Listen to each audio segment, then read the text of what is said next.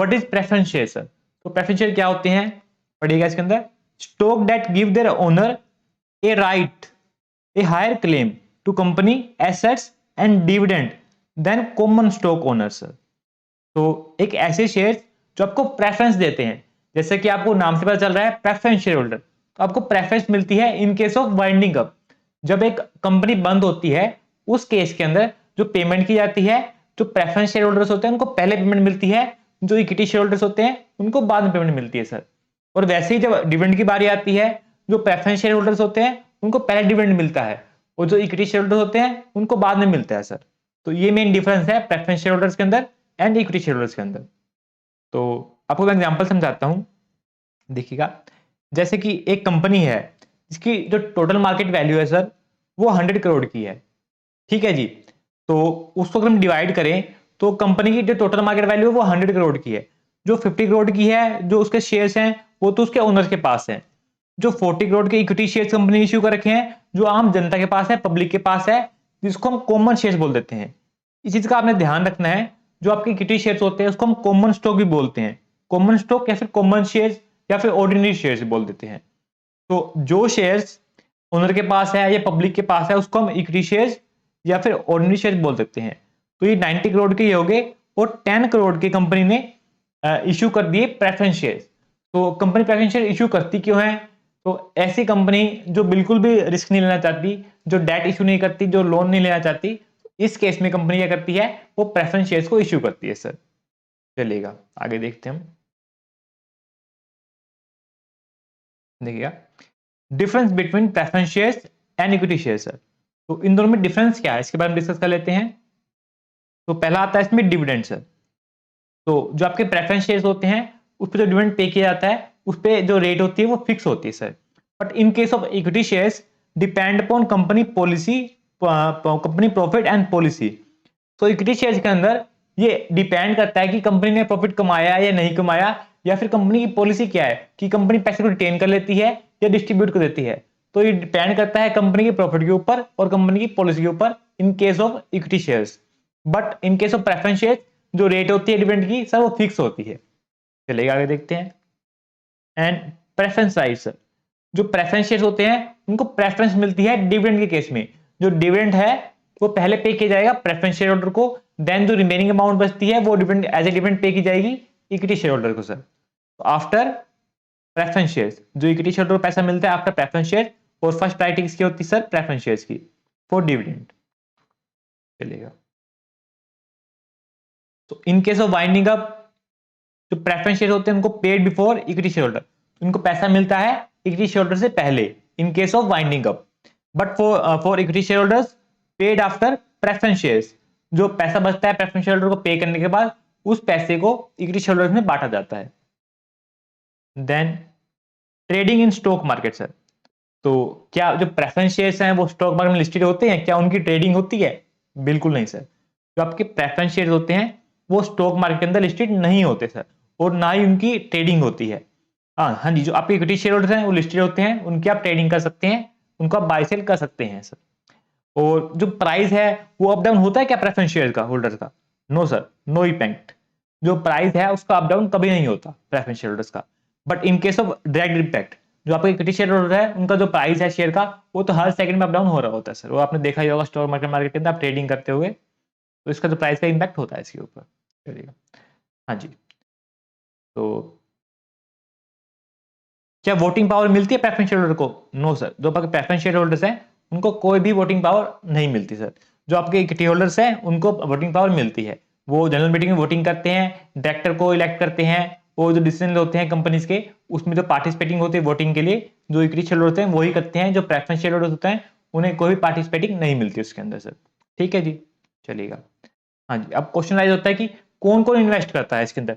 Preference shares में कौन invest करता है और जो आपके इक्विटी शेयर्स हो गए उसमें कौन इन्वेस्ट करता है? तो आपके प्रेफरेंस शेयर होल्डर में प्रेफरेंस शेयर्स के अंदर इन्वेस्ट करते हैं फाइनेंशियल इंस्टीट्यूशंस, वेंचर कैपिटलिस्ट हो गए एंड वेल्दी इन्वेस्टर्स सर। तो जो आपके इक्विटी शेयर होते हैं उसमें इन्वेस्ट करते हैं इंस्टीट्यूशन, जो फाइनेंशियल इंस्टीट्यूशन मैंने आपको बताया ये इन्वेस्ट करते हैं, और जो रिटेल इन्वेस्ट होते हैं लाइक जैसे हम हो गए, पब्लिक होगी, आम जनता होगी, वो इन्वेस्ट करती है इक्विटी शेयर होल्डर्स के अंदर, इक्विटी शेयर्स के अंदर सॉरी। देन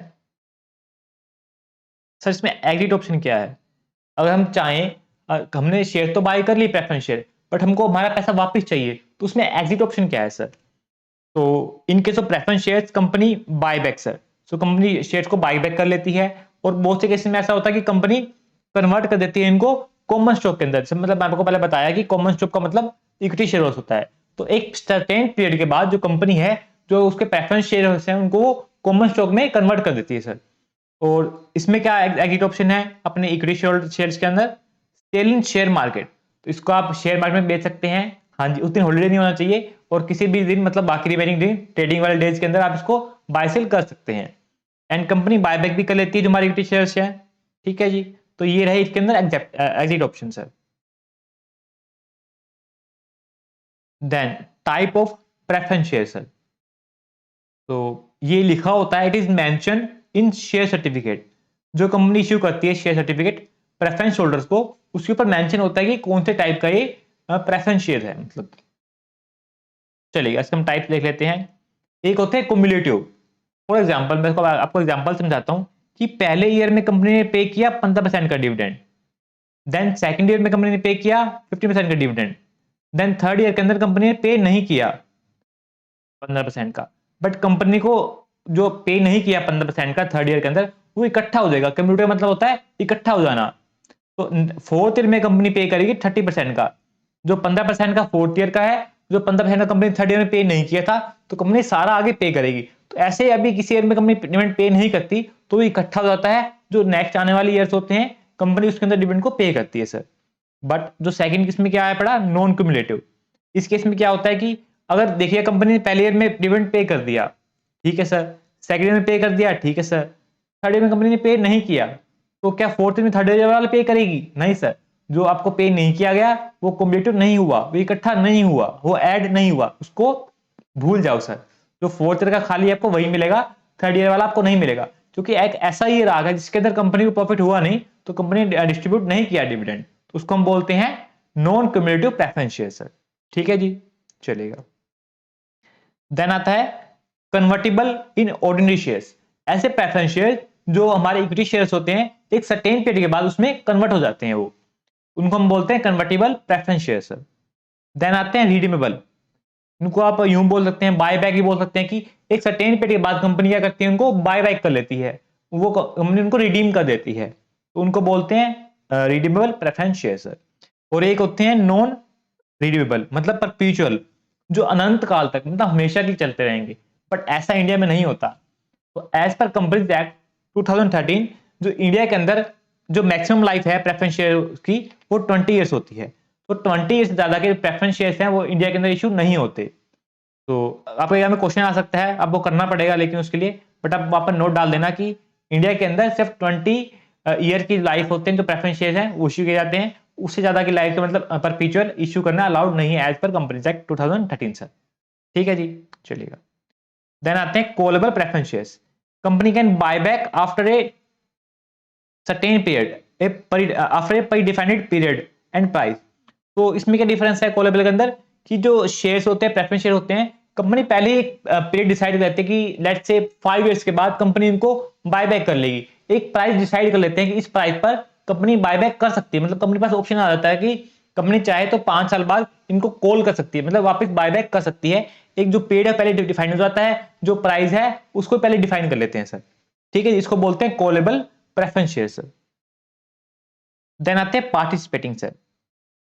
इसका मतलब क्या है कि extra dividend if paid to equity share holder sir. तो इसका सिंपल मतलब यह है कि जो प्रेफरेंस शेयर होल्डर है, आप एग्जांपल लीजिएगा, उनको 15% का डिविडेंड मिल रहा है, तो वो तो उनको मिल रहा है 15% का, बट अगर कंपनी जो है वो इक्विटी होल्डर को डिविडेंड बांटती है, तो जो प्रेफरेंस शेयर होल्डर है तो वो भी उसमें हिस्सा लेंगे।